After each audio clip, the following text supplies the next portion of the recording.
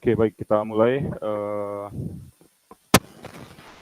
materi perkuliahan kita pada hari ini. Jadi kita akan membahas terkait dengan magnetostatik ya. Jadi terkait dengan gaya dan medan magnet. Jadi di 5 pertemuan sebelumnya, pertemuan 1 sampai 5, kita lebih berfokus pada elektrostatik. Kemudian pertemuan sebelumnya terkait dengan listrik dinamis gitu ya. Dan hari ini kita akan mempelajari terkait dengan magnetostatik ya. Nah, kenapa elektrostatik, kemudian berikutnya kita mempelajari terkait dengan magnetostatik gitu ya. Jadi perlu kita ketahui bahwa kelistrikan dan kemagnetan itu sangat dekat hubungannya gitu ya, antara kelistrikan dan kemagnetan. Jadi bagi teman-teman nanti yang di prodi fisika itu ada mata kuliah lagi nanti yang disebut sebagai elektromagnet atau listrik magnet gitu ya. Jadi lebih fokus lagi ke kelistrikan, kemudian ke kemagnetan dan keterkaitan antara keduanya ya. Nah, kenapa listrik dan magnet ini dijadikan satu gitu ya? Jadi menjadi elektromagnet. Karena yang pertama, kita mengetahui bahwa bagaimana listrik itu bisa terbentuk. Listrik bisa terbentuk karena apa? Oke, jadi kalau dulu ya, tentu teman-teman mengenal adanya dinamo ya. Jadi pada sepeda ontel misalkan gitu ya, itu kan ada dinamo ya. Nah, dinamo dengan perputaran roda sepeda, nah itu akan bisa menghasilkan arus listrik gitu ya, sehingga lampu bisa menyala. Nah, di dalam dinamo ini terdapat adanya magnet ya. Jadi kumparan yang nantinya bergerak di bawah pengaruh medan magnet itu akan bisa menghasilkan listrik ya. Ini akan bisa menghasilkan listrik. Kemudian yang kedua, apa keterkaitan listrik, kelistrikan, dan kemagnetan? Misalkan teman-teman melilitkan suatu kawat ya, kawat tembaga,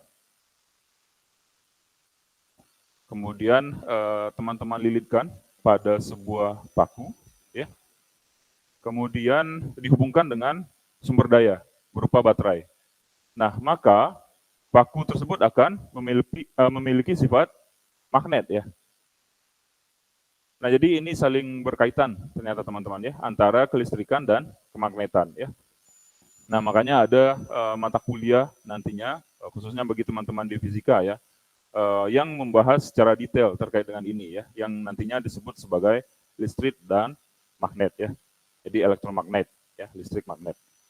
Nah, kemudian keterkaitan antara kelistrikan dan kemagnetan ini juga akan kita pelajari di bab berikutnya setelah UTS terkait dengan gelombang elektromagnetik ya, seperti itu ya. Oke, itu pengenalan terkait dengan magnetostatik ya. Jadi pertama ini kita akan mempelajari terkait dengan medan magnet dan gaya magnet ya. Nah, kalau sebelumnya kita pelajari terkait dengan medan listrik ya, terkait dengan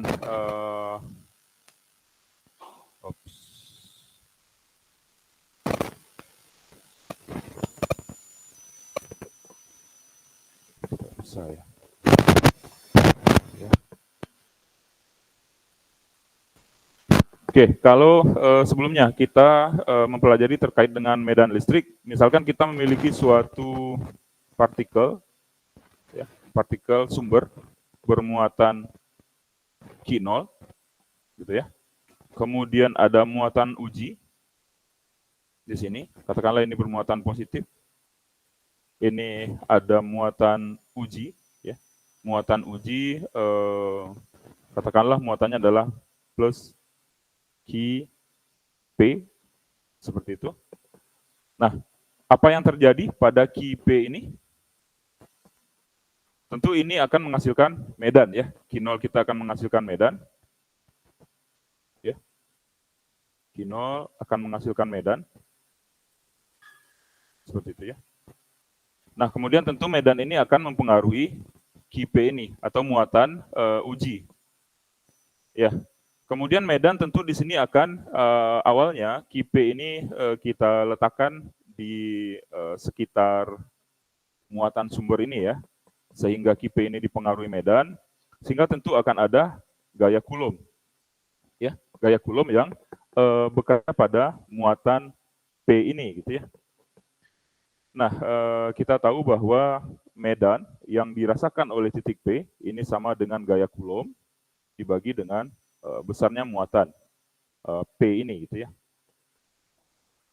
Nah, kalau demikian, bagaimana kira-kira kita bisa mendefinisikan medan magnet? Gitu ya. Jadi kalau medan listrik tadi itu dihasilkan oleh suatu muatan listrik, nah apakah medan magnet ada muatan magnet? Ini tidak ada ya. Jadi muatan magnet tidak ada. Kalau sebelumnya kita pelajari terkait dengan muatan listrik itu ada dua ya. Jadi ada muatan positif, kemudian ada muatan negatif ya. Nah, ini bisa berdiri sendiri ya. Jadi muatan positif saja gitu ya. Menghasilkan medan seperti ini. Ya, kemudian ada muatan negatif ya. Di mana medannya mengarah ke dalam seperti ini. Nah, tapi kalau magnet itu tidak ada hanya ada kutub utara saja atau selatan saja gitu ya. Pasti ada keduanya. Ya, pasti ada utara dan selatan gitu ya. Jadi tidak ada monopol di dalam medan magnet. Selalu akan ada dipol ya. Artinya ada dua kutub di sana, ada utara dan selatan ya, seperti itu. Nah, kemudian tentu yang menjadi pertanyaan adalah bagaimana medan magnet ini bisa muncul gitu ya. Bagaimana medan magnet ini bisa muncul? Kalau medan listrik kan jelas ya, dia muncul karena ada muatan di sini ya. Jadi ada partikel bermuatan, partikel bermuatan ini akan menghasilkan medan ya. Nah, untuk medan listrik ya, jadi ada dua hal yang bisa dilakukan atau menjadi penyebab kenapa bisa muncul medan magnet ini gitu ya. Yang pertama adalah dengan pengaruh luar. Misalnya apa? Misalnya ini tadi ya. Jadi dengan melilitkan kawat tembaga pada paku, kemudian paku itu kita aliri arus, ya, maka akan timbul magnet, gitu ya. Jadi pakunya akan bersifat magnet. Nah, tentunya pada saat sumber dayanya kita lepaskan, gitu ya. Jadi kawat tembaganya itu kita lepaskan dari baterai, sifat kemagnetannya akan hilang, ya. Atau memang sudah menjadi karakteristik dari material tersebut, ya, yang mana kita sebut sebagai material yang sifatnya ferromagnetik ya. Jadi dia memang bersifat magnet. Contohnya apa? Magnet pada speaker gitu ya. Nah, itu kan magnetnya adalah magnet permanen ya. Jadi sama halnya dengan kelistrikan ya, yang tentunya kelistrikan ya banyak sekali ya aplikasinya. Kita bisa menggunakan handphone sekarang karena kelistrikan yang telah dikembangkan gitu ya. Nah, begitu juga dengan kemagnetan ya. Kalau teman-teman pernah tahu ya, apakah pada masa teman-teman masih ada pita kaset tidak ya? Memutar musik dengan menggunakan kaset pita? Masih ya. Nah, jadi pita kaset itu teman-teman, itu prinsipnya adalah penyimpanan dengan menggunakan medan magnet. Gitu ya. Jadi kalau sekarang kan sudah digital semua ya. Teman-teman semua mungkin sudah berlangganan Spotify atau yang lainnya gitu ya. Atau menggunakan YouTube Music gitu ya. Nah, jadi pada zaman dulu itu masih menggunakan perekaman dengan pita magnet ya, pita magnet gitu. Nah, kemudian selain itu contoh aplikasinya adalah pada CD atau DVD. Nah, itu juga perekaman magnet gitu ya, perekaman magnet juga gitu ya. Nah, atau yang lebih lama lagi ya, waktu saya SMA dulu ya, menggunakan disket ya. Nah, ini perekaman magnet gitu ya.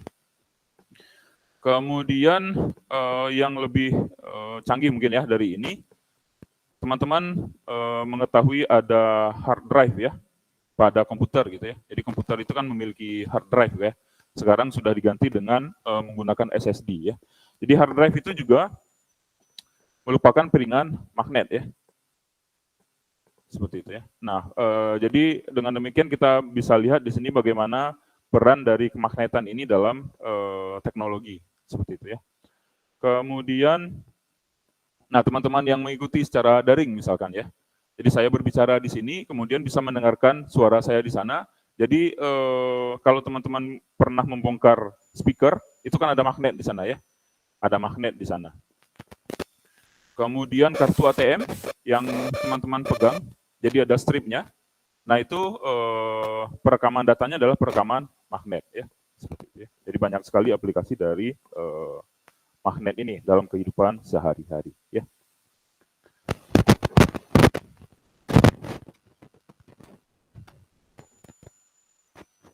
Oke. Nah, kita lanjutkan terkait dengan medan magnet. Jadi tadi sudah dijelaskan bahwa sebagaimana halnya konsep medan listrik ya. Jadi konsep dari medan magnet ini juga diperlukan untuk menjelaskan gaya antara dua benda yang tidak saling bersentuhan. Gitu ya. Jadi seperti yang telah kita pelajari sebelumnya, untuk dua buah partikel bermuatan, gitu ya. Nah ini akan ada gaya tak sentuh, gitu ya. Jadi tidak tanpa adanya interaksi langsung. Nah ini akan ada gaya Coulomb ya, gaya Coulomb, gaya tarik menarik di sini. Ataupun bisa terjadi gaya tolak menolak ya, kalau jenis muatannya sejenis ya. Nah tentu dengan magnet kita juga telah mengetahui gitu ya. Jadi misalkan kita memiliki magnet di sini utara, selatan gitu ya. Kemudian ini utara lagi, selatan ya. Nah ada medan ya. Jadi medan kita ketahui kalau pada kelistrikan itu dari positif ke negatif. Nah kalau pada kemagnetan dari utara ke selatan ya. Jadi ini akan ada interaksi gaya tak sentuh tarik menarik. Kemudian sebaliknya jika kutubnya sama ya, di selatan misalkan gitu ya. Nah akan terjadi gaya tolak menolak ya. Gitu ya. Oke, sebentar ini kok tidak full ya. Saya ingin full tadi, tapi tidak muncul pensilnya ya. Oke, tidak apa-apa sampai seperti ini saja ya. Oke, baik ya, seperti itu ya. Jadi akan ada gaya nanti ya. Oke, kita lanjut pada gaya magnet gitu ya. Jadi kalau pada apa namanya kelistrikan ya kita bisa menghitung langsung gitu ya. Kita menghitung langsung medan ini ya, medan dengan gaya Coulomb dan muatan yang ada di sana gitu ya. Kemudian terkait dengan medan magnet, nah yang kita lakukan adalah bagaimana cara kita mengetahui besar dan arah medan magnet. Jadi kita bisa ketahui dengan cara menggerakkan suatu partikel bermuatan. Jadi kita gerakkan suatu partikel bermuatan ya dengan kecepatan tertentu di bawah pengaruh medan magnet ya. Nah, jadi partikel bermuatan kemudian bergerak dan dipengaruhi oleh medan magnet. Nah, itu akan mengalami pembelokan di sana ya. Nah, sehingga kita bisa menentukan berapa kuat medan magnet gitu ya. Nah, jadi untuk menentukan gaya magnet, ini sudah teman-teman kenal ya di SMA, kaidah tangan kanan, atau disebut juga sebagai kaidah skrup ya. Gitu ya. Kemudian teman-teman perlu ingat lagi terkait dengan perkalian silang, ya. Jadi misalkan ini adalah sumbu X, ini I, kemudian ini sumbu Y, J, kemudian ini sumbu Z, K, gitu ya. Oke ya. Kemudian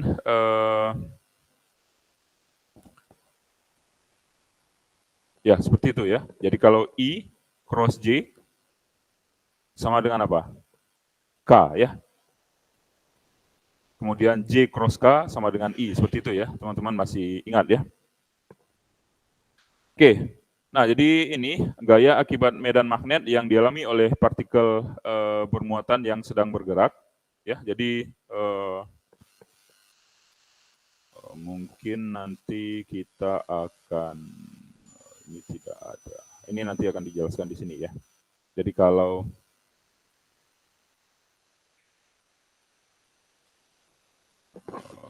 oke, sebentar ya. Oke, jadi misalkan di sini ya, saya gambarkan di sini saja ya. Jadi misalkan ada sebuah partikel ya bermuatan Q, artinya di sini adalah muatannya bernilai positif, teman-teman ya, positif, kemudian bergerak dengan kecepatan v, ini kecepatan, dan berada di bawah pengaruh medan magnet, ya, maka gerakan partikel itu akan dibelokkan ya, akan dibelokkan, gitu ya. Jadi F ini kaidah tangan kanan ya, ini adalah F. Nah ingat bahwa F yang mengarah ke ibu jari itu adalah untuk partikel yang bermuatan positif. Nah jadi kalau yang kita kaji nanti adalah elektron bermuatan negatif, artinya F-nya akan mengarah ke bawah ya, akan mengarah ke bawah seperti itu ya. Nah ingat ini adalah F, kemudian ini adalah V, arah lajunya, arah kecepatannya, ya. Kemudian ini adalah arah medan, ya. Jadi ini adalah arah medan magnetnya, gitu ya. Jadi misalkan ada partikel bermuatan, ya, yang bergerak dengan kecepatan V, ya, ke kanan, seperti itu ya. Kemudian berada di dalam pengaruh medan, ya. Misalkan medannya itu masuk pada permukaan layar saya ini. Gitu ya. Jadi ingat teman-teman pada soal nanti kalau masuk itu tandanya ini adalah silang. Ya, kalau keluar atau menembus bidang itu biasanya ditandai dengan bulatan ya atau titik. Seperti itu ya. Oke. Kalau seperti ini, misalkan ini partikel bermuatan positif gitu ya.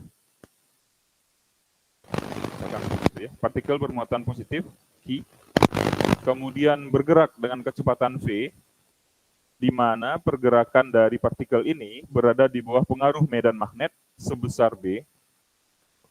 Oke, kira-kira arah gayanya kemana kalau ini?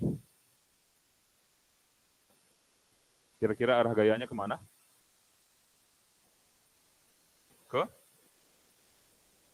Kemana arah gayanya? Atas, ke bawah, atau masuk ke dalam atau keluar? Kemana? Ini ya, kita bisa menggunakan kaidah tangan kanan.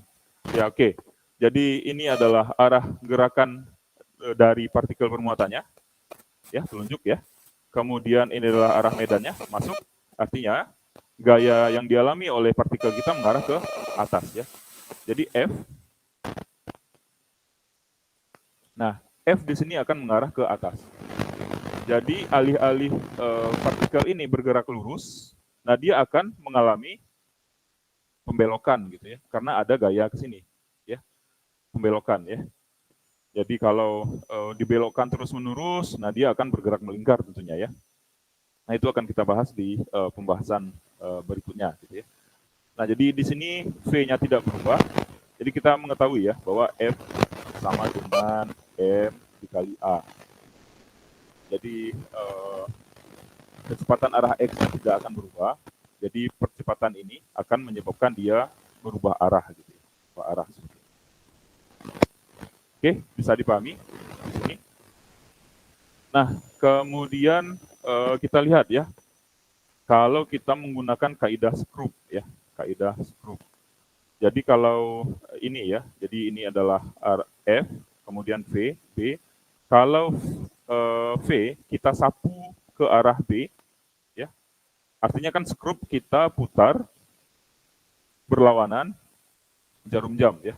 Kalau Scrooge kita putar berlawanan jarum jam, dia akan ke bawah atau ke atas? Ke atas ya. Jadi kalau kita melonggarkan Scrooge kan berlawanan dengan arah jarum jam ya, seperti itu ya. Nah, sehingga bisa kita rumuskan di sini bahwa F ya atau gaya magnet adalah Q kemudian dikali dengan V cross B ya. Jadi V dikroskan, disapu ke B gitu ya. Dan arah F seperti ini ya. Jadi teman-teman bisa lihat bahwa di sini antara F kemudian V dan B itu saling ortogonal ya atau saling tegak lurus. Seperti itu ya. Oke, bisa dipahami sampai di sini? Bisa ya. Oke, ya teman-teman telah memahami sebelumnya di fisika dasar 1 ya terkait dengan perkalian cross atau perkalian silang dari sebuah vektor ya. Ya, jadi ini misalkan V, kemudian ini B gitu ya. V disapu ke B. Nah, dengan aturan Scrooge kaidah tangan kanan tentu arahnya seperti ini ya. Ini adalah F ya. Nah, ini untuk gaya magnet pada muatan yang positif ya. Jadi kalau seperti ini artinya pada muatan positif. Nah, nanti dan kita telah mengenal ya bahwa arus itu yang mengalir sebenarnya adalah elektron ya, artinya muatan negatif ya. Jadi kalau kita kaji nanti muatan negatif, arah gayanya akan berkebalikan ya dengan ini. Jadi arah gayanya adalah ke bawah ya, seperti itu ya. Oke. Jadi seperti itu. Oke. Nah, ini sebenarnya penjelasan yang sama seperti tadi gitu ya. Jadi misalkan ada sebuah partikel bermuatan positif Q mengarah ke sini gitu ya. V-nya, kemudian ini adalah arah medan magnetnya. Nah, maka arah gaya magnetnya adalah ke arah sini ya. Oke, kemudian nah ini ada dua jenis partikel ya. Jadi yang satunya adalah partikel bermuatan positif, kemudian satu lagi adalah partikel bermuatan negatif ya. Sama-sama bergerak dari bawah ke atas ya, dari bawah ke atas di sini. Kemudian arah medannya ke sini ya. Jadi seperti itu ya. Gitu ya. Jadi ini adalah arah kecepatannya. Kemudian di sini adalah arah medan ya. Oke, karena di sini muatannya adalah muatan yang positif, nah sehingga gayanya akan mengarah ke kanan ya, seperti itu ya. Oke, dan sebaliknya karena ini adalah muatan negatif, nah berkebalikan ya arahnya ya. Nah, jadi kita bisa lihat di sini. Jadi dengan prinsip ini kita bisa membedakan ya, apakah suatu partikel itu bermuatan positif atau negatif ya. Jadi kalau dia bermuatan positif, nah dia akan terkumpul di plat bagian kanan gitu ya. Kemudian kalau dia partikel bermuatan negatif, dia akan terkumpul di plat bagian kiri karena dia akan dibelokkan oleh gaya magnet ini gitu ya. Seperti itu ya. Nah, maka dari prinsip seperti ini, prinsip gaya magnet ini, maka muncullah efek Hall ya. Efek Hall ya. Jadi efek Hall penjelasannya seperti ini teman-teman ya. Jadi misalkan di sini ada arus ya. Jadi ini adalah sebuah apa namanya ya? Katakanlah lempeng ya, lempeng tembaga. Lempeng tembaga dengan panjang katakanlah panjangnya L gitu ya. Ini ya. Kemudian lebarnya D. Nah, kemudian pada lempeng tembaga ini kita aliri arus ya. Kita alirkan arus sini ya. Kita alirkan arus. Kemudian lempeng tembaga ini berada pada pengaruh medan. Ya, pengaruh medan. ini silang, artinya medannya mengarah ke dalam layar ini gitu ya, mengarah ke dalam layar ya. Oke, mengarah ke dalam layar ya. Nah, sebelumnya kita telah mengetahui gitu ya bahwa arah arus itu berlawanan dengan arah elektron ya. Jadi teman-teman bisa lihat di sini, jadi arah arusnya ke arah bawah gitu ya. Jadi dari atas ke bawah di sini. Kemudian ini VD, masih ingat ya, ini VD adalah laju hanyut ya. Pada pertemuan sebelumnya, laju hanyut dari dari elektron ya. Oke, laju hanyut dari elektron. Oke, jadi seperti ini ya. Jadi ini adalah arah arus ya, arah arus. Kemudian ini adalah medan, artinya dia akan mengalami gaya ke arah kanan ya. Akan mengalami gaya ke arah kanan seperti ini ya. Atau bisa juga teman-teman buatkan seperti ini ya. Gini ya. Jadi ini adalah kecepatan laju hanyutnya gitu ya. Kemudian ini adalah medannya. Nah, tapi karena partikelnya di sini adalah partikel bermuatan negatif, nah maka yang digunakan adalah arah ke sini gitu ya. Ini ya. Oke. Nah, kemudian di sini arus mengalir terus-menerus gitu ya. Jadi elektron di sini tentu akan cenderung dibelokkan gitu ya. Jadi elektron yang mengalir di sini akan dibelokkan. Sehingga di sini nanti akan terkumpul partikel bermuatan negatif gitu ya. Nah, partikel bermuatan negatif terkumpul di sini. Nah, tentunya di sebelah kiri akan lebih positif gitu ya. Karena elektron lebih banyak di sini gitu ya. Nah, teman-teman bisa lihat di sini di lempeng sebelah kiri ini lebih positif, kemudian lempeng sebelah kanan lebih negatif. Artinya antara lempeng kiri dan kanan ini terdapat beda potensial ya. Jadi terdapat beda potensial di sini ya. Antara lempeng yang sebelah kiri dengan lempeng yang sebelah kanan gitulah. Nah, itulah yang nantinya disebut sebagai efek Hall ya. Jadi banyak sekali aplikasi dari efek Hall nanti terutama pada sensor ya. Sensor bisa sensor jarak ya, atau sensor proximity gitu ya.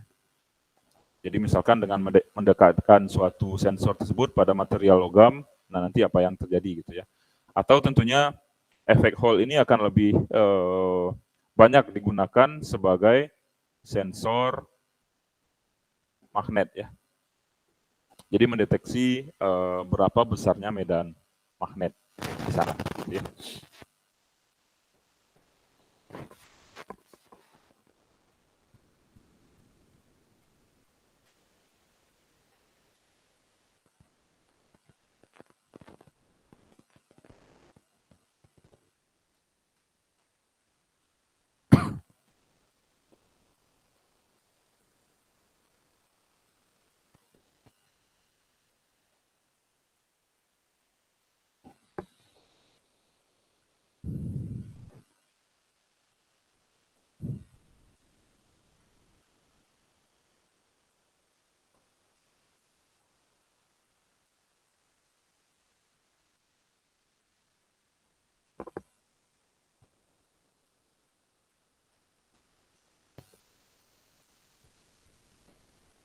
Oke, kemudian teman-teman, jadi ini nanti elektronnya akan dibelokkan gitu ya ke arah kanan, dan kemudian kalau dia telah berada di dalam keadaan yang setimbang di sini gitu ya. Nah, setimbang maksudnya apa? Jadi seperti ini ya. Dengan adanya ini, jadi dengan adanya medan magnet, kemudian ada partikel bermuatan yang bergerak gitu ya. Nah, partikel bermuatan yang bergerak ini tentu akan dibelokkan ya oleh medan magnet. Oke ya. Nah, sehingga terbentuk adanya potensial. Sini ya. Gitu ya. Terbentuk adanya potensial di sini. Nah, kemudian di sini ya, potensial listrik tentu akan menghasilkan medan listrik juga gitu ya, akan menghasilkan medan listrik, kemudian tentu ada gaya listrik yang dialami oleh partikel ini gitu ya. Dimana tadi kita ketahui bahwa jika medan magnet memberikan gaya ke kanan, gitu ya. Kemudian di sini gaya listrik memberikan gaya ke arah kiri, gitu ya. Jadi pada suatu kondisi nanti dia akan seimbang ya. Jadi antara gaya mengarah ke kanan oleh medan magnet akan seimbang dengan gaya mengarah ke kiri ya, oleh gaya listrik gitu ya. Jadi pada saat sudah jenuh ya, artinya ini sudah pada potensial tertentu, gitu ya. Nah maka pada kondisi setimbang ya, ada beda potensial gitu ya antara ini ya, antara lempeng sebelah kiri dengan lempeng sebelah kanan dengan hubungan seperti ini ya, di mana E ini adalah medan ya, kemudian V adalah potensial, D adalah jarak ya, gitu ya.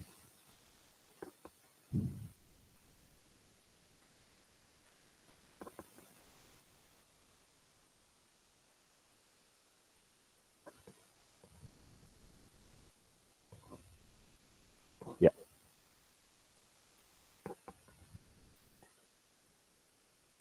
Bisa dipahami kira-kira untuk ini? Bisa? Oke, kita lanjutkan ya pembahasan kita. Mungkin sebelum lanjut, ini tadi kita telah bahas ya terkait dengan gaya magnet ini gitu ya. Kita belum mendefinisikan terkait dengan satuan ya, satuan dari medan ya. Satuan dari medan magnet. Jadi kalau kita lihat ya di sini, kalau ini saling tegak lurus ya, bisa saja kita tuliskan sebagai F sama dengan Q PB gitu ya. Karena definisi dari ini nanti adalah F sama dengan Q P B sin theta atau sin P gitu ya, di mana sin ini adalah sudut antara V dan B gitu ya. Sudut antara V dengan B ya. Nah, kalau seperti ini 90 artinya sin 90 ya. 1 ya. Jadi bisa kita tuliskan kalau kondisinya seperti ini F sama dengan Q B B sehingga B sama dengan apa? F per Q V ya. Oke, satuan dari gaya apa? Newton per satuan dari ini muatan Coulomb, kemudian satuan dari kecepatan meter per second, ya. Seperti itu ya. Jadi ini satuan dari gaya magnet dari medan magnet ya, gaya magnet adalah ini ya. Satuan dari medan magnet ya, atau disebut juga sebagai satu Tesla ya. Disebut juga sebagai satu Tesla ya. Jadi satu Tesla sama dengan 1 Newton Coulomb meter per second ya. Kemudian Coulomb per second itu sama dengan apa? Arus kemarin apa? I per T ya. Ini adalah Coulomb per second ya. Jadi Coulomb per second sama dengan 1 ampere ya. Arus ya. Jadi ini bisa kita ubah juga menjadi Newton, ampere dikali meter ya. Nah, inilah yang disebut sebagai satu Tesla ya. Nah, karena Tesla ini adalah satuan yang sebenarnya sangat besar ya. yang biasa digunakan adalah dalam Gauss ya. Jadi 1 Tesla itu sama dengan 10 pangkat 4 Gauss ya. Nah, ini perlu diingat nanti ya pada soal ya.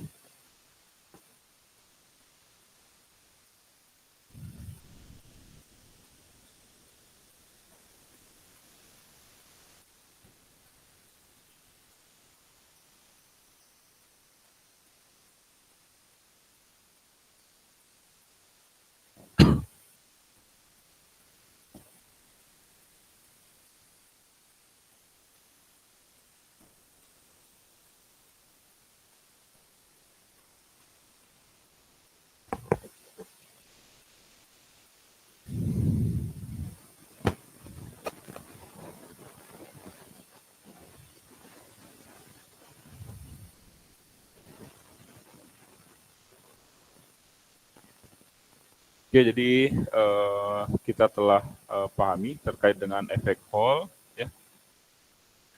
Jadi dengan partikel ini yang nantinya dibelokkan akan terbentuk beda potensial gitu ya. Jadi timbul beda potensial antara satu permukaan dengan permukaan lain. Nah, inilah yang dinamakan dengan potensial Hall, di mana potensial Hall V sama dengan E dikali dengan D ya, di mana E adalah medan listrik ya. Kemudian D adalah ini ya, lebar dari lempengan kita ini ya. Gitu ya.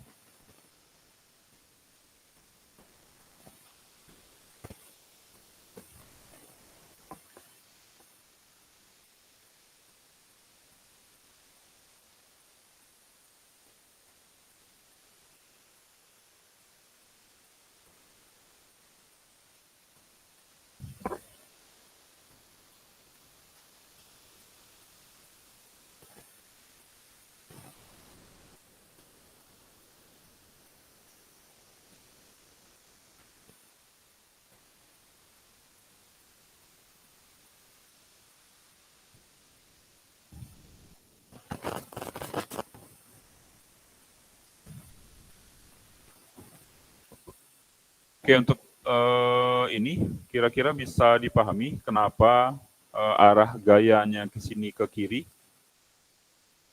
dan FB-nya ke kanan, ini bisa dipahami kira-kira? Nah, untuk FB tentu seperti tadi ya, misalkan ini ya, arah kecepatannya ke atas, arah gerakannya, kemudian ini adalah arah medan, sehingga karena ini adalah partikel bermuatan negatif ya, jadi arus itu berlawanan dengan arah aliran elektron gitu ya. Nah, sehingga FB-nya mengarah ke kanan ya. Nah, kemudian semakin lama partikel nantinya dibelokkan, nah di sini kan akan terkumpul ya, akan terkumpul muatan negatif di sebelah kanan, kemudian di sebelah kiri akan lebih positif gitu ya, akan lebih positif. Nah, sehingga di sini akan ada medan listrik. Oke, teman-teman bisa lihat saja dengan konsep Coulomb gitu ya, hukum Coulomb. Nah, jadi di sini positif ya. Kemudian partikel kita adalah partikel negatif ya. Tentu dia akan tarik menarik ya, artinya ke arah kiri gitu ya. Seperti itu ya. Nah, ini kalau kita mengkaji aliran dari elektron ya. Nah, bisa juga kajiannya seperti ini gitu ya. Walaupun sebenarnya memang bukan muatan positif lah yang bergerak. Nah, tapi kita bisa misalkan arus itu adalah muatan positif yang bergerak seperti itu ya. Jadi kebalikan dari ini ya. Seperti itu ya. Oke. Berikutnya kita masuk ke gaya Lorentz gitu ya. Jadi gaya Lorentz adalah gaya total yang bekerja pada suatu partikel yang bergerak di bawah pengaruh medan magnet gitu ya. Kemudian ada medan listrik juga di sana. Gitu ya. Jadi kalau kita lihat di sini di pembahasan kita terkait dengan efek Hall ini, jadi tidak hanya medan magnet saja yang mempengaruhi partikel ini gitu ya. Jadi dengan adanya terbentuknya beda potensial di sini, maka akan ada medan listrik juga ya. Nah, maka dengan demikian gaya yang dialami oleh partikel bermuatan adalah penjumlahan dari gaya Coulomb. Ya. Jadi yang terjadi di sini ini adalah gaya Coulomb. Nah, ini FB adalah gaya magnet ya. Seperti itu ya. Jadi penjumlahan antara kedua gaya tersebut ya. Jadi gaya Coulomb ditambah dengan gaya magnet ya. Jadi ini adalah gaya Coulomb ya. Kemudian ini adalah gaya magnet ya. Sehingga bisa kita tuliskan sebagai berikut ya. Jadi Q kali E ditambah Q V cross B ya, yang nantinya kita sebut sebagai gaya Lorentz ya. Oke. Jadi gaya Lorentz ini adalah gaya total yang dialami oleh partikel bermuatan dalam medan elektromagnetik ya. Jadi ada medan listrik di sana, kemudian ada medan magnet ya. Jadi ini E, medan magnet B ya.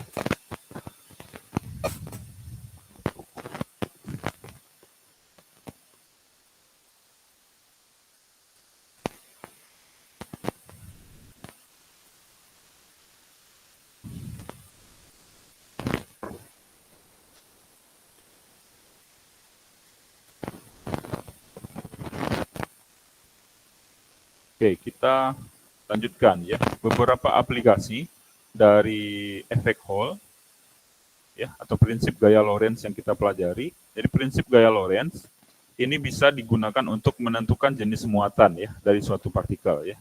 Apakah muatan tersebut adalah muatan positif atau negatif ya. Jadi kalau misalkan kita tidak mengetahui ya partikel ini akan bermuatan partikel ini bermuatan apa gitu ya. Jadi kita lihat saja ya, kita lihat saja dengan kaidah tangan kanan seperti ini gitu ya. Jadi B di sini mengarah bertanda silang, artinya mengarah ke dalam permukaan kita, gitu ya. Seperti ini, mengarah ke dalam. Kemudian ini adalah arah gerak dari partikel ya. Nah, jika bermuatan positif, dia akan dibelokkan ke kiri. Bermuatan negatif akan dibelokkan ke kanan, seperti itu ya. Jadi ini jika bermuatan positif, dia akan dibelokkan ke kiri, kemudian jika bermuatan negatif akan dibelokkan ke kanan. Ya. Jadi dengan prinsip seperti ini kita bisa membedakan suatu partikel yang bergerak, gitu ya. Apakah dia bermuatan positif atau negatif. Ya. Nah tentu kalau medannya kita ubah, ya, jadi misalkan keluar, ya, arahnya akan berkebalikan, ya, arahnya akan berkebalikan. Jadi ingat kalau silang itu artinya menembus bidang, masuk ya, dari kita masuk ke bidang, kemudian titik artinya keluar ya, keluar dari bidang yang kita lihat ya.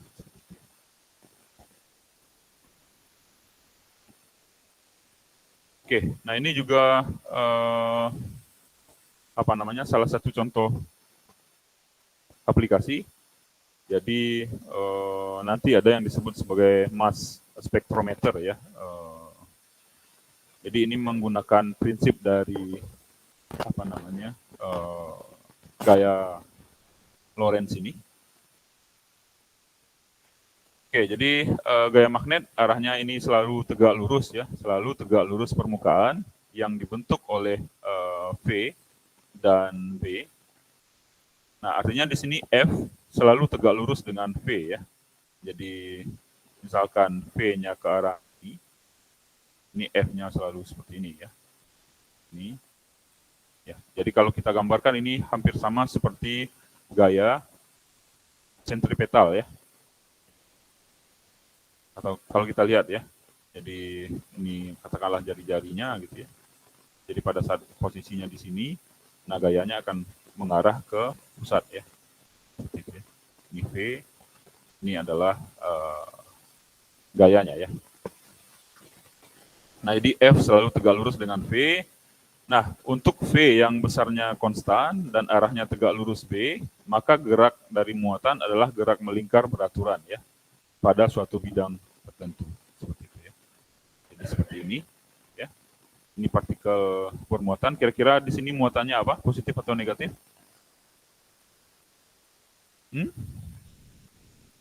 Coba lihat. Ini pembelokannya ke arah sini. Ini mengarah ke dalam ya. Kira-kira partikelnya bermuatan positif atau negatif? Positif ya. Positif ya, jelas ya. Jadi ini adalah arah medan, kemudian arah kecepatannya awalnya ke atas, dibelokkan ya, dibelokkan ke kiri gitu ya. Nah, atau seperti ini ya. Jadi seperti ini ya. Jadi pada saat dia berada di atas kan arah kecepatannya seperti ini ya. Kemudian medan tetap mengarah ke dalam, nah gayanya akan mengarah ke bawah. Seperti itu ya. Jadi ini adalah muatan positif ya. Oke.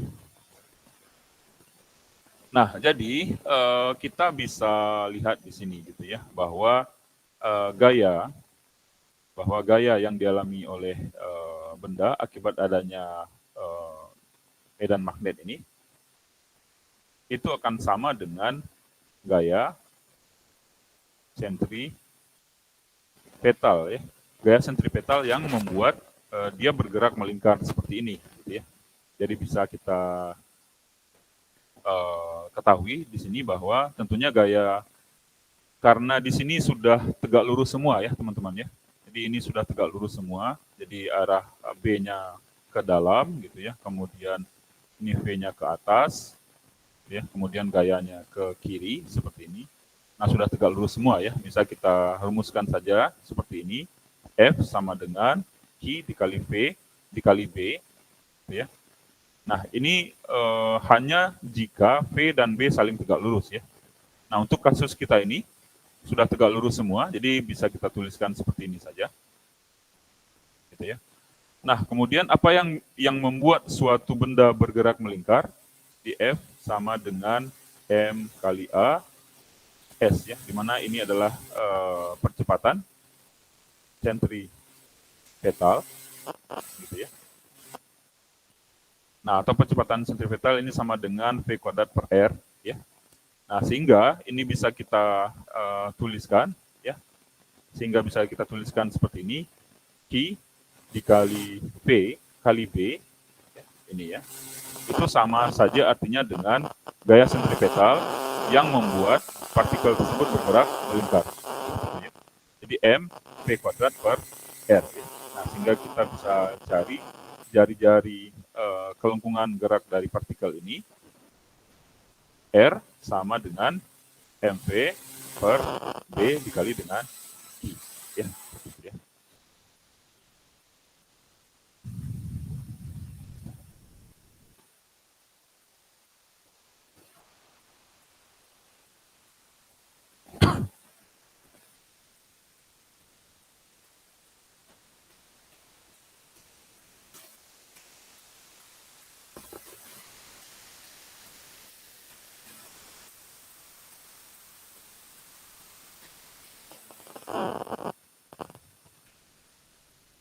Jadi teman-teman bisa lihat dari persamaan ini ya. Kalau di fisika ini nantinya di apa namanya? Ada eksperimen ya. Jadi ada semacam tabung sinar katoda ya. Tabung sinar katoda itu ada suatu filamen ya. Ada suatu filamen di sini yang dipanaskan gitu ya. Nah, kalau suatu filamen dipanaskan, artinya dia tereksitasi di sana ya, tereksitasi, kemudian ada elektron yang keluar di sana ya. Kemudian elektron tersebut bisa digerakkan dengan memberikan beda potensial gitu ya. Jadi ini elektron, kemudian di sini diberikan potensial positif. Nah, tentu dia akan tertarik gitu ya, akan tertarik, kemudian di daerah di sini dibentuk sedemikian rupa sehingga jika dia dikenai oleh elektron dia akan berpendar gitu ya. Dia akan berpendar, nah sehingga akan membentuk cahaya berbentuk lingkaran nantinya. Kalau teman-teman fisika itu ada praktikumnya di fisika eksperimen ya. Atau teman-teman bisa lihat nantinya. Nah, seperti ini gitu ya. Jadi dengan eksperimen seperti ini bisa kita menghitung berapa jari-jari kelengkungan gitu ya, kemudian berapa kecepatan, kemudian medan magnet yang ada di sana. Nah, kita bisa hitung ini ya, M per Q. Jadi ini adalah rasio massa per muatan ya dari suatu partikel ya. Nah, tentunya partikel di sini adalah elektron ya. Seperti itu ya.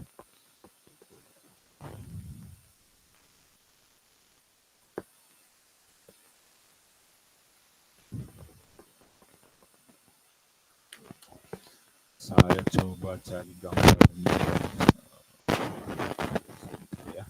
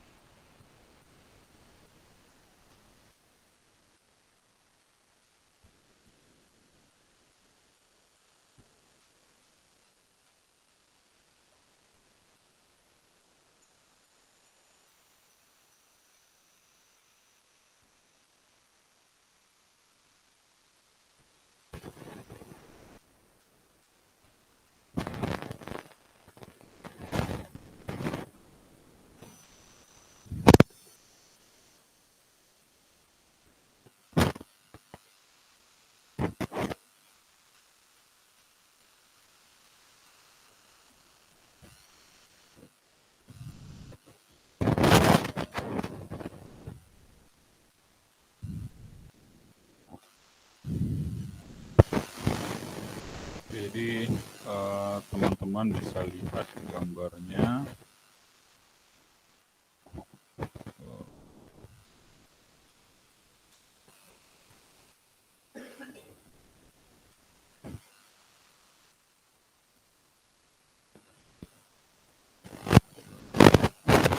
Seperti ini ya. Jadi prinsipnya adalah ini ya. Jadi apa namanya? Di sini ada filamen yang dipanaskan gitu ya. Filamen yang dipanaskan di sini akan mengeluarkan elektron, gitu ya. Elektronnya akan terlepas. Kemudian dengan pemberian beda potensial, elektron itu bisa bergerak ya. Elektron itu bisa bergerak. Kemudian dengan pengaruh medan tadi ya, dia akan bergerak melingkar seperti ini ya. Akan bergerak melingkar seperti ini ya. Jadi ya akan seperti ini gitu ya. Seperti ini. Jadi dengan mengukur jari-jari. Ya, jadi ini adalah berkas elektron ya. Jadi ini adalah berkas elektron yang bertumbukan dengan material gas yang ada di sini yang bisa berpendar. Ya. Nah, sehingga ini ada di lab fisika. Nah, mungkin kalau ada satu waktu gitu ya bisa kita peragakan gitu ya. Jadi ini digunakan untuk mencari rasio tadi ya, rasio antara E per M gitu ya, rasio antara muatan dengan massa dari elektron. Gitu ya. Jadi setupnya adalah seperti ini. Ya.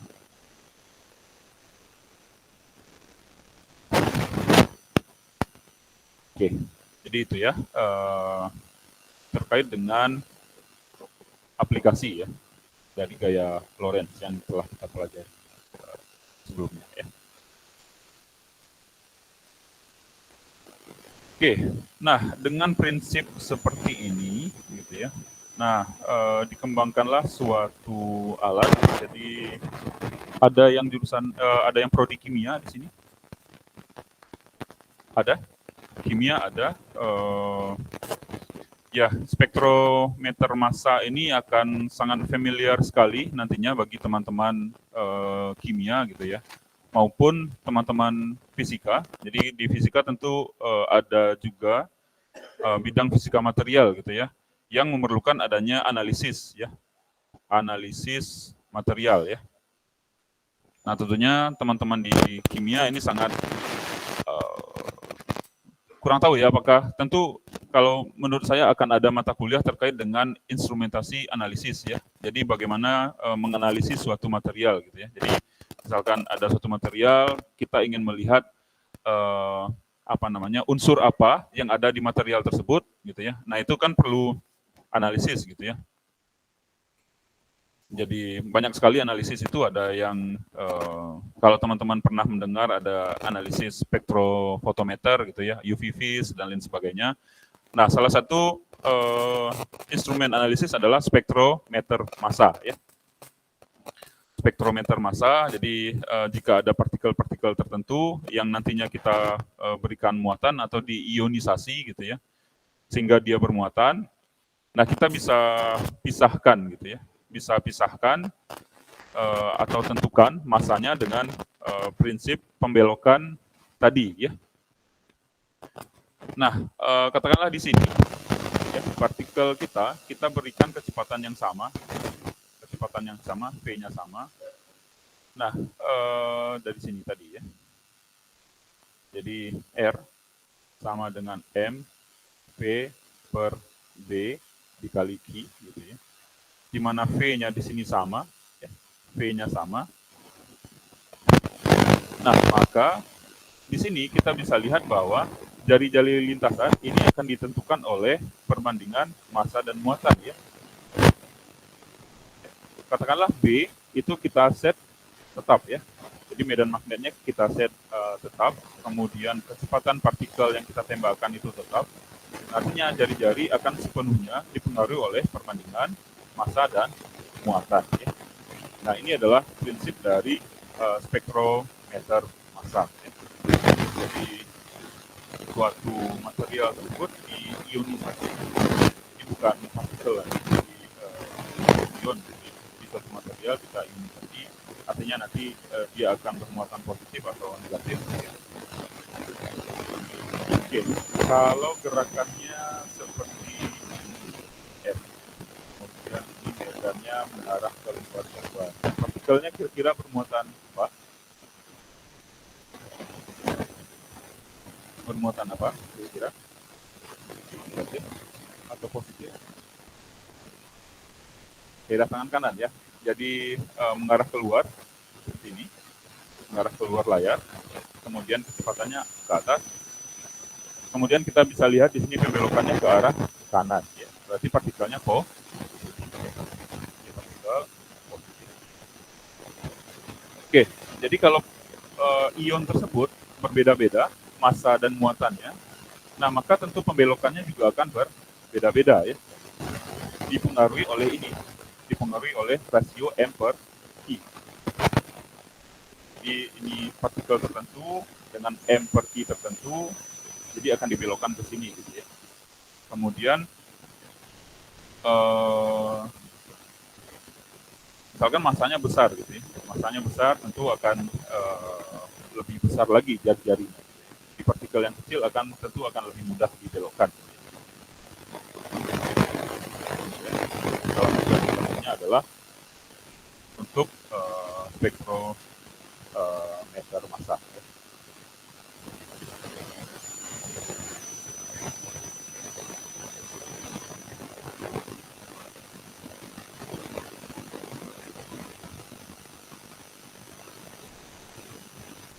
Jadi ini adalah detektornya, jadi detektor dari partikel ini. Oke. Berikutnya kita bahas terkait dengan velocity selector. Jadi di sini keberadaan medan listrik dan medan magnet secara simultan dapat digunakan sebagai pemilih ya. Jadi memilih kecepatan atau velocity selector. Ya. Jadi misalkan di sini partikel kita bergerak ke arah kanan, ya, katakanlah ini partikel bermuatan positif, ya, bergerak ke arah kanan. Kemudian di sini ada medan magnet, ya, mengarah ke luar. Kemudian ada medan listrik mengarah ke atas. Ya. Oke, jadi kalau seperti ini, ya, maka gaya magnetnya mengarah ke mana kira-kira? Gaya magnetnya mengarah ke mana?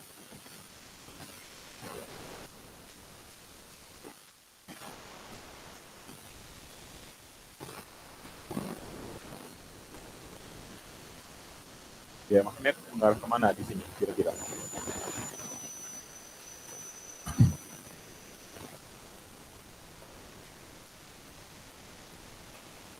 Mana? Ini V, ini adalah arah medan, ya.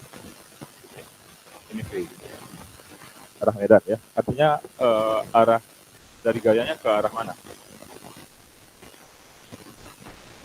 Ke atas, ke bawah, ke atas, yakin ke atas, ke bawah, ya, bawah, ya. Kemudian oke. Kemudian di sini akibat adanya medan listrik, ya, partikel ini artinya gaya listrik akan mengarah ke atas, ya. Jadi ini Fe, ini adalah Fb, ya.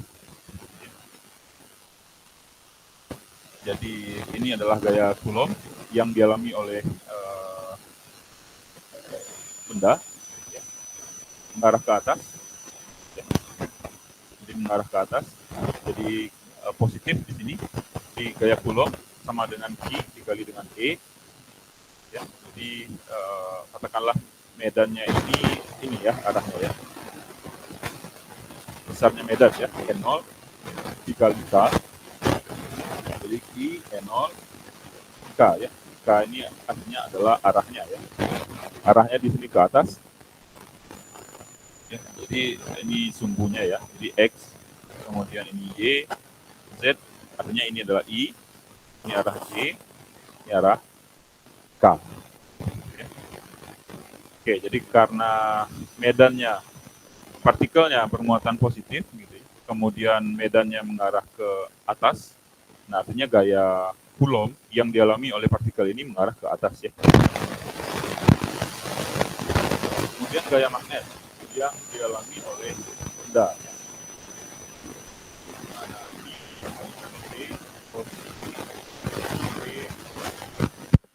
Nah, kita lihat di sini V-nya arah J, kemudian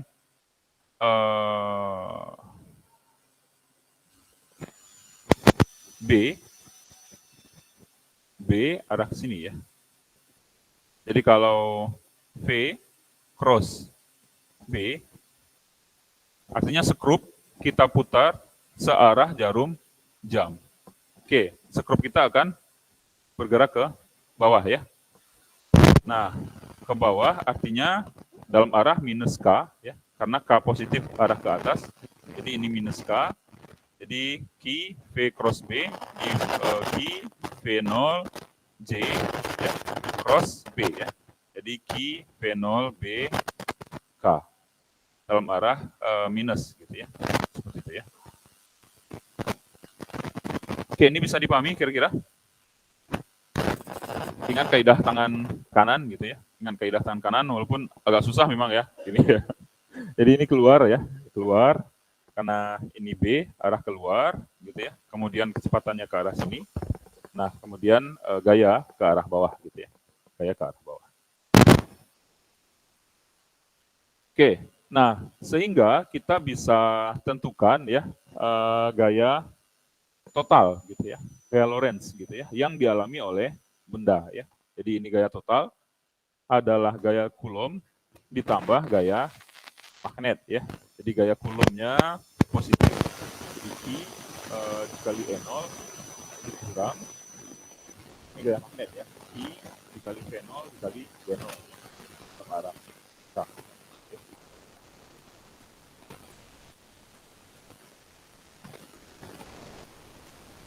Nah, kemudian ini maksudnya adalah kapan partikel tersebut bergerak lurus gitu ya. Artinya partikel tersebut tidak dibelokkan. Nah, kalau tidak dibelokkan artinya apa? Kapan partikelnya tidak dibelokkan? Oke, kalau kita lihat di sini ya, teman-teman ya. Misal, kalau FB lebih besar daripada gaya Coulomb.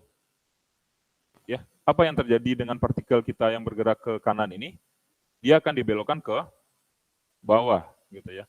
Atau sebaliknya, kalau gaya listrik itu lebih besar daripada gaya magnet, tentu dia akan dibelokkan ke atas gitu ya. Nah, apa syarat agar arahnya konstan? Kapan? Kapan terjadi ini? Tidak terjadi pembelokan ini kapan? Apa syaratnya? Syaratnya adalah FB tentu sama dengan FE ya. Jadi pada saat ini maksudnya adalah ya pada saat FB sama dengan FE, nah maka partikelnya akan bergerak lurus gitu ya. Jadi tidak mengalami gaya. Ya, jadi dia mengalami gaya, tapi gaya totalnya 0 ya. Jadi resultannya itu sama dengan 0. Di FB tadi apa? Minus apa? Minus Q V0 B0 ya. Ini dalam arah K. Ini sama dengan Q E0. Ini dalam arah K. Gitu ya. Sehingga bisa kita tentukan ya. Ini kan artinya besarnya sama ya, besarnya sama tapi berlawanan gitu ya. Nah, ini ya konsepnya. Sehingga V0 sama dengan Q dikali E0 dibagi dengan Q dikali B0 gitu ya. Nah, jadi kapan partikel tersebut akan bergerak lurus? Jika kecepatan awalnya atau V0 ya, kecepatan awalnya itu sama dengan E0 per B0 ya. Nah, itu yang dimaksud sebagai aplikasinya untuk velocity selector ya. Jadi dengan apa namanya?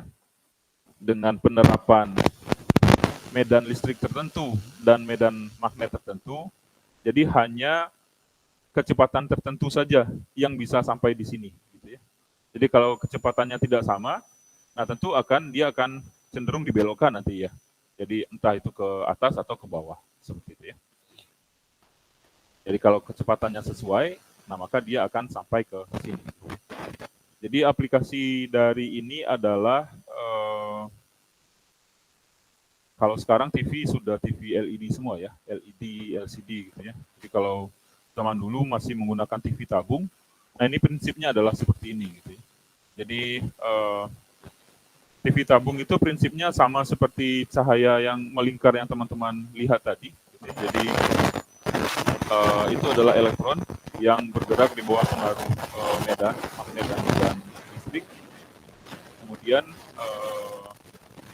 dengan velocity selector ini akan diatur gitu ya, apakah elektron tersebut akan jatuh di mana, gitu ya, di sini, di sini, di sini. Kemudian elektron yang jatuh pada layar itu akan membuat layar itu berpendar sehingga warna yang kita lihat ini adalah dari sana. Gitu ya. Dan sekarang sudah beralih gitu ya ke LCD, kemudian ke LED. Seperti itu ya.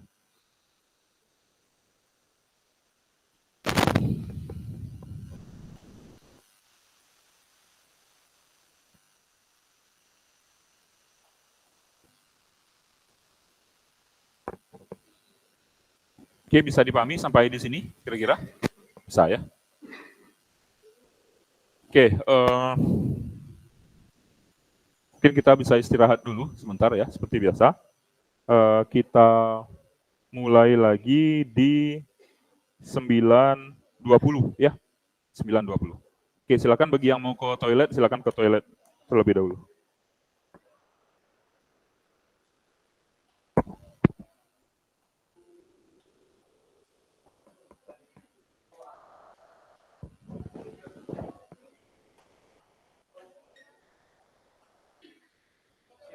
Ya.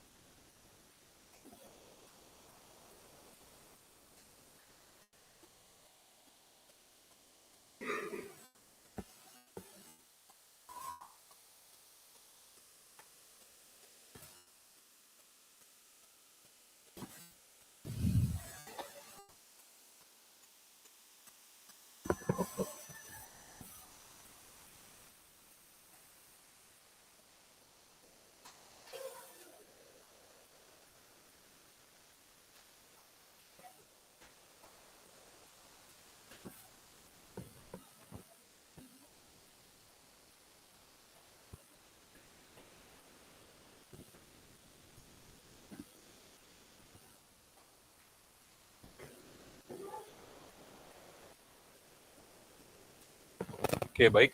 Sudah bisa kita lanjutkan? Oke, kita akan lanjutkan. Jadi tadi kita telah membahas ya bagaimana gaya magnet ya, gaya magnet pada suatu partikel ya, partikel bermuatan, kemudian bergerak ya, bergerak di bawah pengaruh B ya, di bawah pengaruh B. Jadi bagaimana gaya magnet pada partikel bermuatan yang bergerak di bawah pengaruh B. Jadi kita gunakan kaidah tangan kanan tadi ya. Jadi misalkan kita memiliki suatu partikel gitu ya, kemudian berada di bawah pengaruh medan magnet. Katakanlah partikel kita adalah partikel yang bermuatan positif V. Arah gaya kita kemana tadi? Arah gayanya kemana? Ke atas ya. Jadi ini adalah arah gaya magnet ya. Oke, nah kita tahu, oke tadi kita bisa menembakkan partikel seperti ini gitu ya. Nah, bagaimana kalau partikel tersebut bergerak di dalam suatu kawat? Artinya adalah kawat berarus ya. Kawat berarus tentu ada elektron yang mengalir di sana ya. Jadi misalkan kita memiliki suatu kawat ya, suatu kawat seperti ini gitu ya, di mana panjang kawat kita ini adalah L. Kemudian ada medan ya di sini. Oke, karena titik artinya keluar ya. Oke, dia keluar ya. Nah, pada saat I sama dengan 0, nah kawat kita akan diam saja seperti ini gitu ya, tidak membelok gitu ya. Tidak ada gaya yang bekerja di sini, tidak ada gaya magnet. Kemudian kalau kita berikan arus ya, jadi I katakanlah mengarah ke sini. I. Gitu ya. Oke, apa yang terjadi kira-kira dengan kawat kita?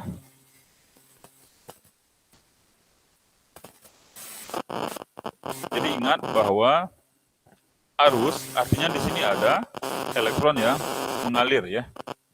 Oke, kalau arah arusnya seperti ini, ya, arah elektronnya kemana?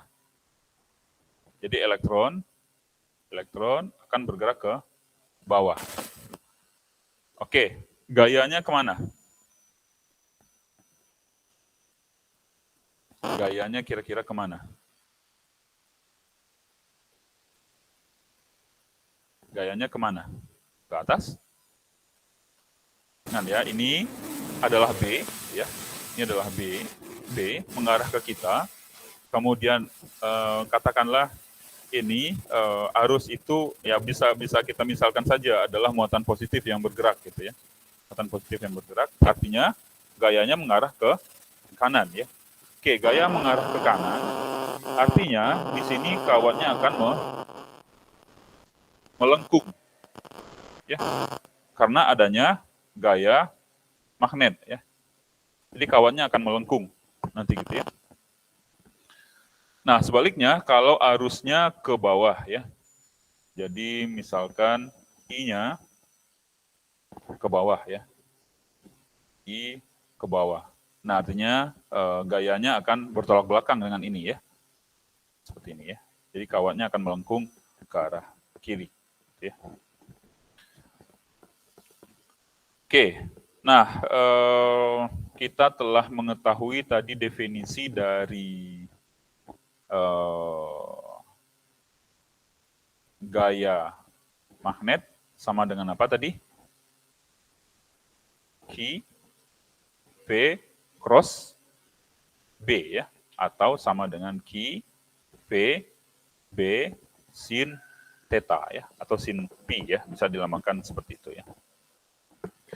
Nah, kalau pada kasus kita ini tentu antara V dan B-nya ini tegak lurus ya. Coba lihat ya, V-nya tentu ke arah atas ya, kemudian B-nya ke arah kita ya. Jadi ini adalah V, B-nya ke arah kita ya, tegak lurus ya. Jadi bisa kita buatkan saja Q, V, B, seperti itu ya. Oke, kemudian kita tinjau lagi terkait dengan laju hanyut, teman-teman ya. Jadi laju hanyut itu kita misalkan kemarin itu dengan sebuah serangga gitu ya, yang mengapung di sungai, kemudian sungai memiliki panjang sebesar L, kemudian aliran laju hanyutnya VD gitu ya. Oke, jadi misalkan T ini 0, ini T. Nah, kapan dia akan sampai di sini? V sama dengan L per T ya. L per T. Nah, sehingga T sama dengan apa? L dibagi dengan V. Oke ya, bisa dipahami sampai di sini ya. Kemudian arus itu apa? Jumlah muatan yang bergerak per satuan waktu, gitu ya. Kemudian, nah kita bisa dapatkan di sini bahwa Q sama dengan I dikali dengan T, ya. Di mana T kita apa? L per PD, ya. Jadi I, kemudian T sama dengan L per PD. Kita substitusikan ke sini, ya. Jadi FB gaya magnet itu sama dengan I. Niki kita substitusi dengan ini ya. Jadi I kemudian L per PD. Nah, ini tentu V-nya adalah VD juga ya, kecepatan ngalir ini gitu ya. Jadi V dikali dengan B ya, sehingga FB sama dengan I kali L kali B ya. Jadi I adalah arus, kemudian L adalah panjang kawat, kemudian B adalah medan yang mempengaruhi kawat berarus ini gitu ya. Medan magnet tentunya ya. Ya. Ini kalau dia saling ortogonal ya. Nah, kalau tidak, kita bisa tuliskan FB sama dengan I dikali L cross B. Oke, seperti itu ya.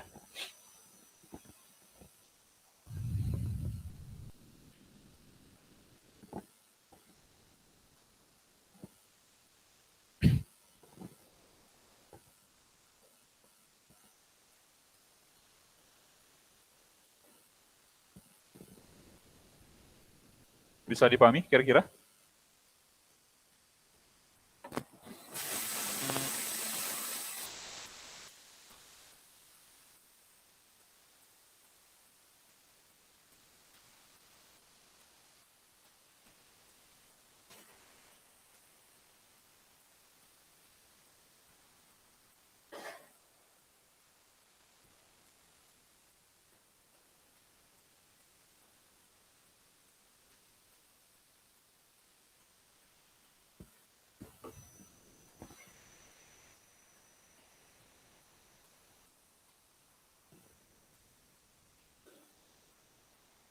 Jadi ini adalah gaya magnet pada partikel bermuatan yang bergerak. Nah, ini adalah pada kawat berarus ya.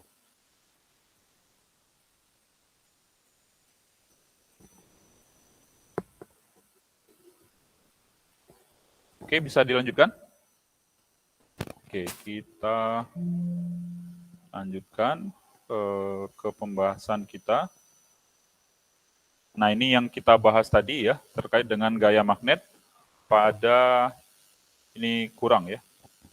arusnya pada kawat berarus ya. Pada kawat berarus ya. Nah, ini kan sama saja artinya dengan ini kan banyak muatan di sini gitu ya. Jadi Q gitu ya. Jadi arus listrik adalah muatan yang bergerak. Nah, karenanya bisa bila suatu pengantar yang dialiri arus berada dalam daerah yang bermedan magnet, nah maka sama gitu ya, dia akan mengalami gaya magnet. Telah kita jelaskan tadi pada penjelasan ini ya. Oke, kemudian kenapa dan ke arah mana ya kita telah pahami juga ya untuk di sini ya. Nah, tentu teman-teman harus selalu mengingat kaidah tangan kanan untuk menentukan arah dari gaya-gaya nanti gitu ya. Tentu dengan arah medannya berbeda, katakanlah arah medan di soal nanti masuk gitu ya. Nah, itu akan berbeda gitu ya. Kalau arah medannya masuk kira-kira seperti apa?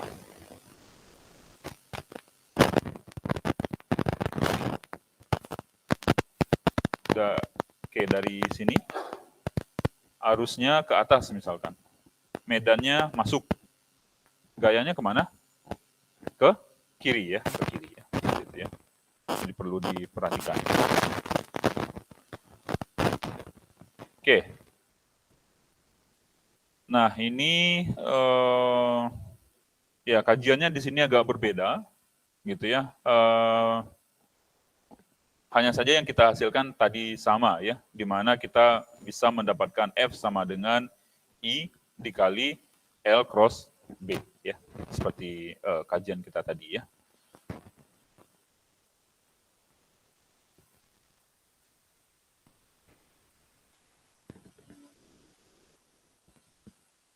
Oke, di ini sama ya, F sama dengan I dikali dengan L cross B ya. Ini arus, kemudian panjang kawat dan medan magnet ya. Seperti itu ya.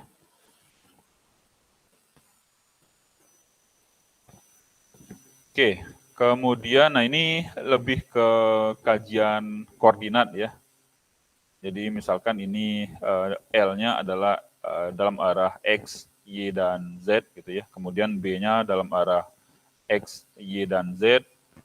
Nah, kemudian bagaimana kita mendefinisikan DL cross B ya. Ini telah kita pelajari sebelumnya di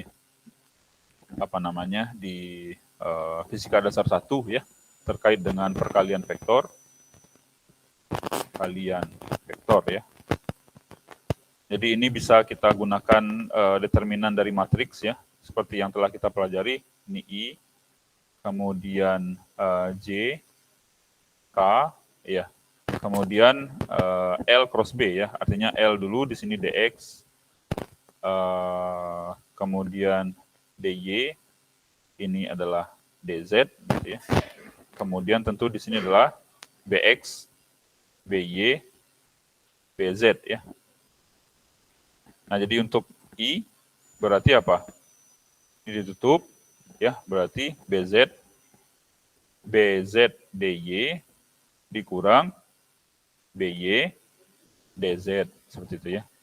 Kemudian min j ya, min j berarti bz dx ya, bz dx, kemudian dikurang bx dz ya. Kemudian yang k berarti ditambah k gitu ya, tambah k, by dx dikurang bx dy ya. Jadi teman-teman harus ingat gitu ya, seperti itu ya. Jadi kalau di soal nanti dalam definisi seperti ini ya, karena yang kita buatkan ini tadi ya, ILB ini kasus yang seperti ini gitu ya, di mana antara V kemudian B kemudian arus, nah ini saling ortogonal ya, saling tegak lurus ya. Jadi kalau tidak dan ada definisi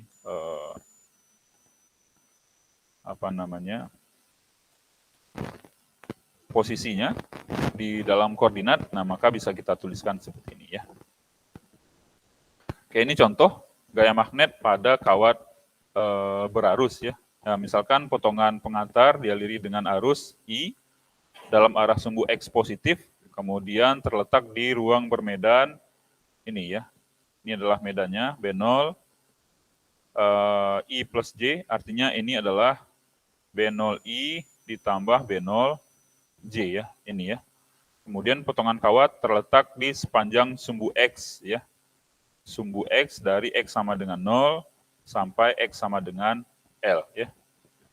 Nah, kemudian karena kawatnya terletak di sepanjang sumbu X saja, nah artinya arahnya adalah arah I ya.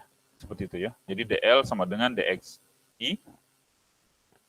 Nah, sehingga ini bisa dibuatkan jadi DL cross B sama dengan DXI cross B0I tambah J, gitu ya.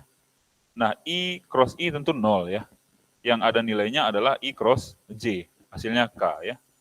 Sehingga B0 DX K ya, seperti itu ya.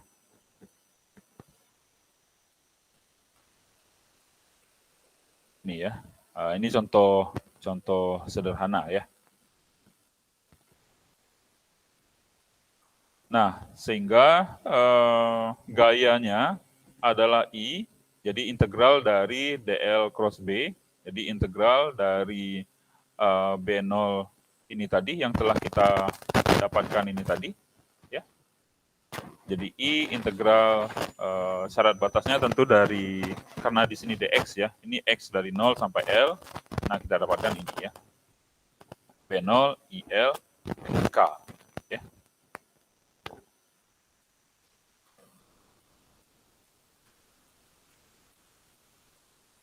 Nah, jadi kalau kita gambarkan seperti ini ya, ini adalah kawat kita, ya, kawat kita. Kemudian arah medannya adalah seperti ini, ya.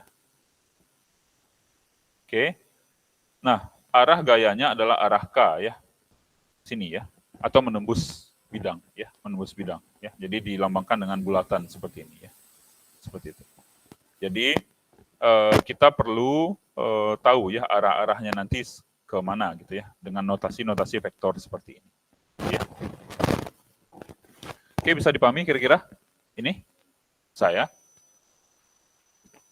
Nah, kemudian teman-teman ini adalah cikal bakal pengembangan motor listrik ya. Jadi teman-teman bisa lihat di sini ya.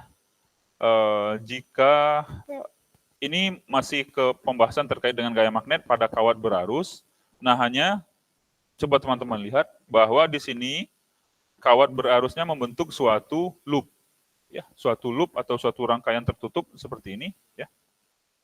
Nah, bila suatu kumparan yang dialiri arus listrik berada dalam ruang bermedan magnet, maka kumparan tersebut dapat mengalami momen gaya seperti ini. Saya kurang tahu ya, apakah di zaman teman-teman masih bermain Tamiya dulu atau tidak ya? Masih ya. Kemudian kalau saya dulu ya, sampai mengubah lilitan di dinamonya gitu ya. Mengubah lilitan di dinamo gitu ya. Jadi prinsip kerja dari motor itu adalah ini ya, gaya magnet ya pada kawat berarus seperti itu ya. Jadi kita bisa lihat di sini teman-teman bahwa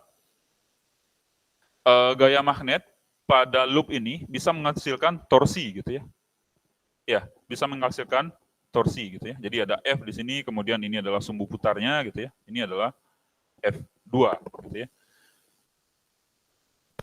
Jadi kalau lilitannya diperbanyak gitu ya, kemudian kecepatan motornya juga akan semakin besar gitu ya. Jadi kalau dulu bisa diganti juga magnet yang ada di dinamo gitu ya, atau kumparannya bisa diganti gitu. Seperti itu.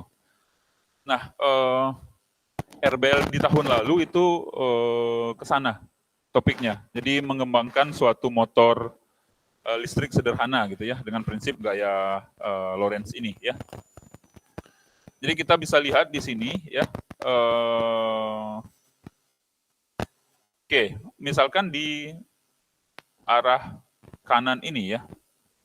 Nih arus mengalir ke sini ya, ke sana ya. Kemudian arah medannya ke sini. Sehingga dia akan mendapatkan gaya ke arah bawah ya.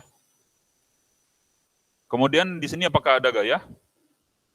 Tidak ya, karena medan dengan kecepatan ini sejajar ya, jadi tidak ada gaya. Nah, ada gaya di sini ya.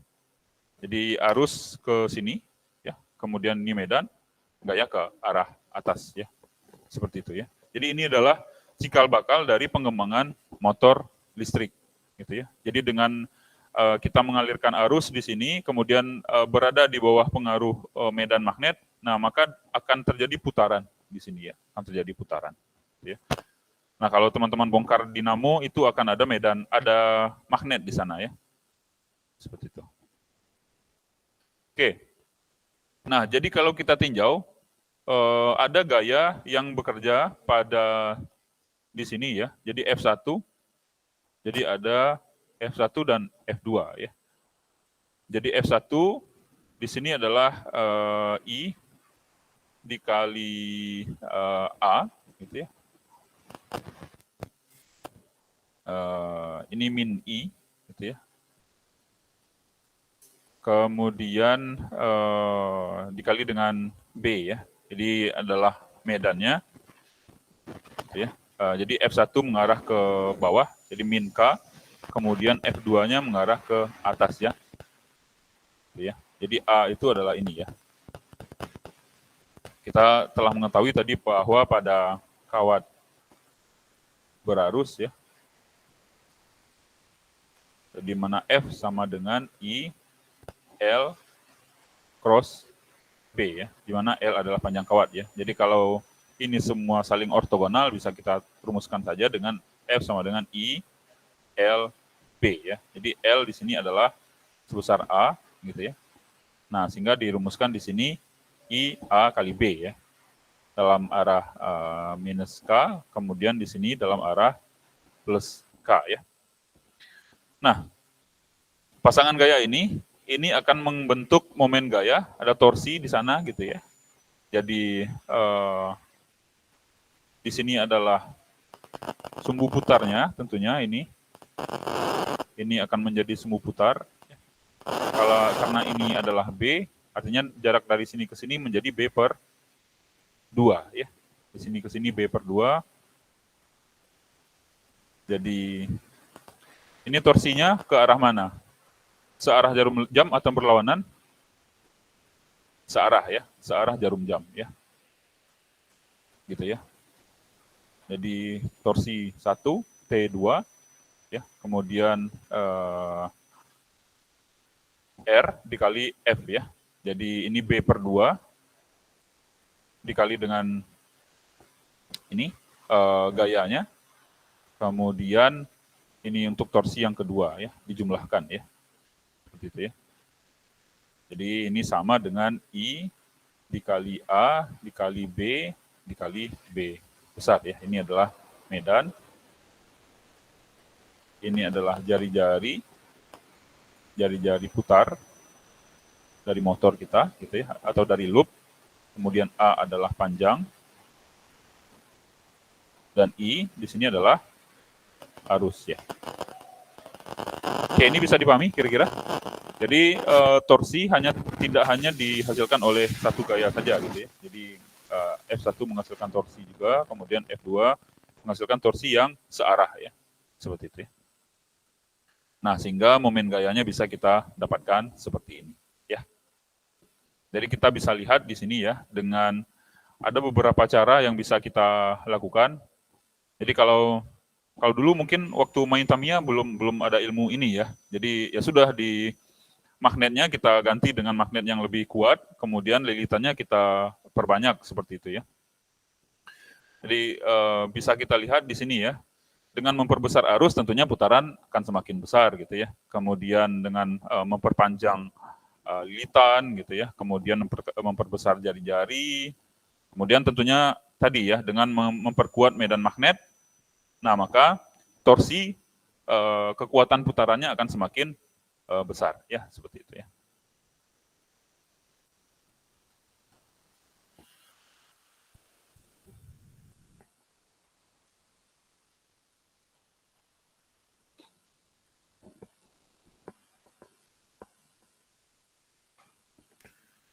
Oke, berikutnya kita akan bahas terkait dengan momen magnet. Jadi momen gaya yang kita dapatkan ini ya, momen gaya yang kita dapatkan ini bisa kita nyatakan menggunakan besaran baru ya, yang nantinya kita sebut sebagai momen magnet ya.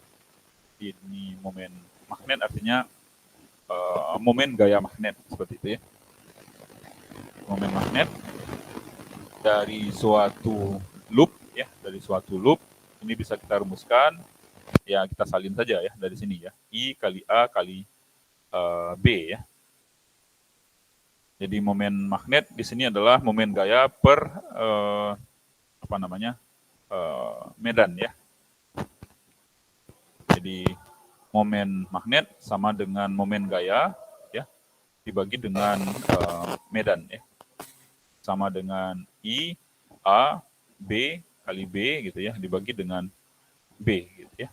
Sehingga kita dapatkan momen magnet adalah I dikali A dikali B ya. Seperti itu ya.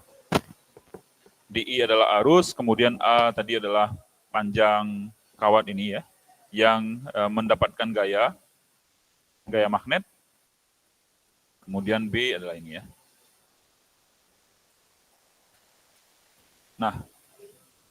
Nah ini sama saja artinya dengan A dikali B ya. Jadi A dikali B tentu adalah luas penampang ya. Jadi luas penampang loop ya. Di luas penampang dari loop kita ya. Ya. Jadi I kali A dikali dengan N. Nah, N di sini adalah vektor normal ya, permukaan kumparan ya. Jadi artinya adalah arah dari luasan kumparan itu kan tentu arahnya ke sini gitu ya.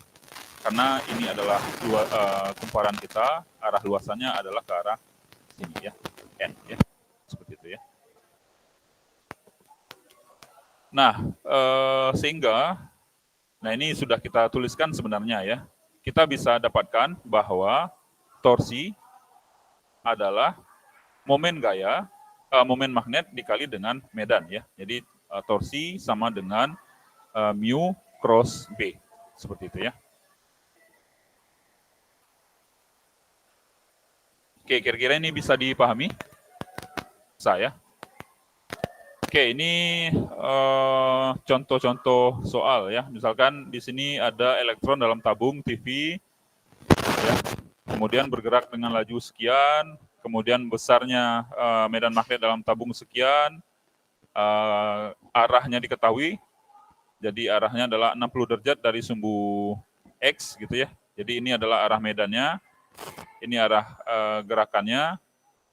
Nah tentu arah gayanya adalah ke sini gitu ya. Nah, jadi kita bisa cari gaya magnetnya yang dialami oleh elektron ya dengan persamaan tadi ya, Q dikali V B sin theta ya. Di mana sin theta adalah sudut antara V dan B ya. Sudut antara V dengan B ini gitu ya. Seperti itu ya.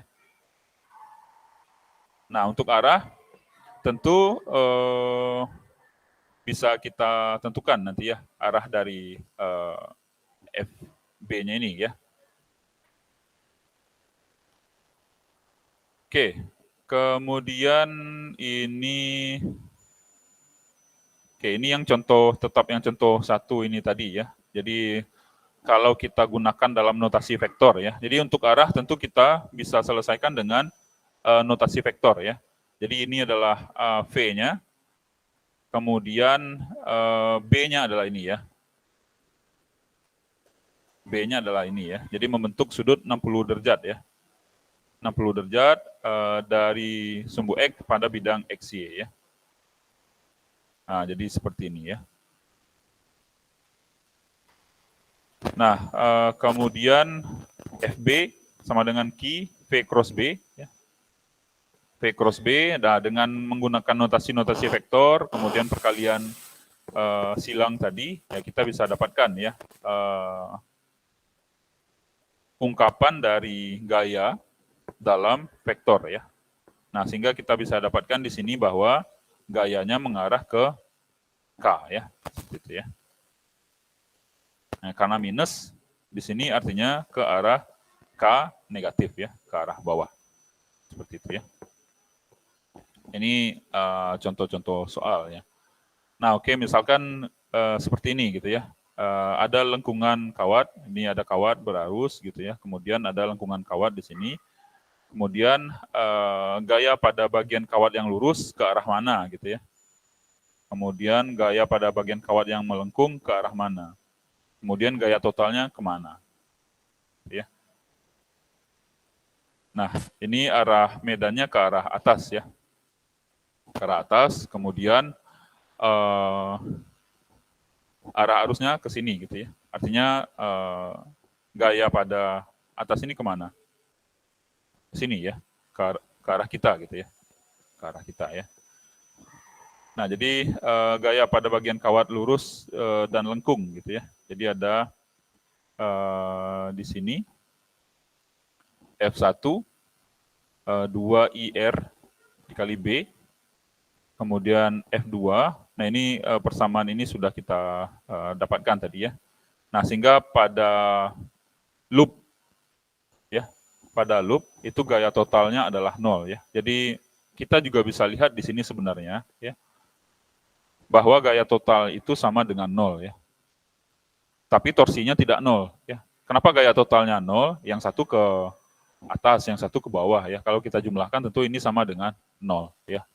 Nah, tapi torsinya tidak sama dengan 0 ya. Oke, kemudian ini misalkan coil segi 4, artinya ini adalah loop ya. Coil artinya kumparan atau lilitan ya. Ukurannya adalah ini, kemudian terdiri dari 25 lilitan. Nah, ini yang perlu diperhatikan gitu ya. Jadi ada, kalau tadi yang kita bahas hanya ada satu loop saja ya. Nah, ini satu loop saja. Jadi bagaimana jika ada 25? Ya, tentu kita kalikan saja nanti ya. 25 lilitan, kemudian arusnya adalah ini ya. Nah, tentunya yang perlu kita ingat, ini perlu kita jadikan ke dalam satuan standar internasional ya. Min 3. Nah, ini berarti 5,4 kali 10 pangkat min 2 seperti itu ya. Jadi diubah nanti. Nah, ini sudah dalam bentuk Tesla. Nah, kalau misalkan dalam Gauss, nah diubah dulu dalam bentuk Tesla seperti itu ya. Kemudian berarah sejajar bidang koil, kemudian berapa besar dipol magnetik, kemudian berapa momen gaya ya. Oke, momen dipol sama dengan tadi ya, bahwa momen dipol itu adalah I dikali dengan A, ya. A adalah luas loop kita gitu ya. Kemudian I adalah arus yang mengalir. Nah, karena di sini ada N buah atau 25 buah lilitan, jadi kita buatkan seperti ini ya. N dikali I dikali dengan A, jadi N adalah jumlah lilitannya, kemudian ini adalah arus, ini adalah luas penampang ya, tentu panjang dikali dengan lebar ya. Kita dapatkan momen dipol magnetik ya. Kemudian momen gaya, karena di sini medan magnet berarah sejajar bidang koil seperti ini ya. Nah, kita bisa buatkan seperti ini ya. Jadi mu dikali dengan B, gitu ya. Jadi dia sudah saling ortogonal di sana, di mu coil atau momen dipol sudah kita dapatkan, kemudian dikalikan dengan medan magnet ya. Kita dapatkan momen gaya ya pada coil gitu ya. Jadi semakin banyak lilitannya, terbukti gitu ya, eksperimen kita dulu waktu main Tamiya ya. Jadi semakin banyak lilitannya, maka momen gayanya akan semakin besar ya. Seperti itu ya. Nah, ini sebenarnya yang telah kita buktikan tadi, teman-teman. Jadi partikel bermuatan bergerak dengan kecepatan V, V0J memasuki daerah bermedan B sama dengan B0 ya. Kemudian E sama dengan E0K. Tentukan nilai V0 agar partikel tersebut dapat bergerak lurus ya. Jadi ini yang telah kita bahas tadi ya. Mana tadi? Ini ya. Jadi terkait dengan velocity selector tadi gitu ya. Kapan dia bergerak lurus?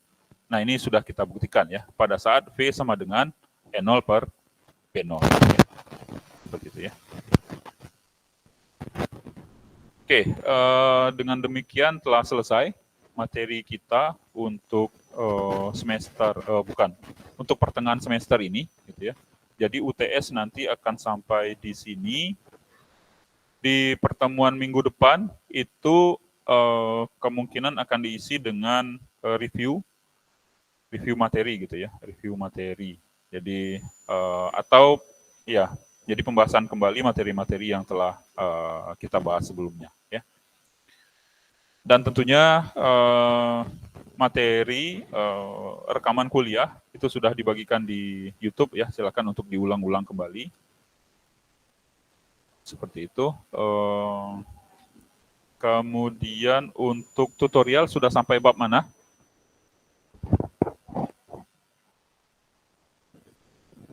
Kapasitansi sudah? Sudah ya, kapasitansi sudah ya. Oke, baik. Ada pertanyaan mungkin sebelum kita tutup pertemuan kali ini? Ada pertanyaan? Oke, jika tidak ada pertanyaan, kita tutup ya perkuliahan kita, karena teman-teman akan langsung kuliah ya setelah ini ya. Baik, kita tutup perkuliahan kita pada pagi hari ini. Terima kasih atas perhatian teman-teman. Assalamualaikum warahmatullahi wabarakatuh. Selamat pagi. Waalaikumsalam warahmatullahi wabarakatuh.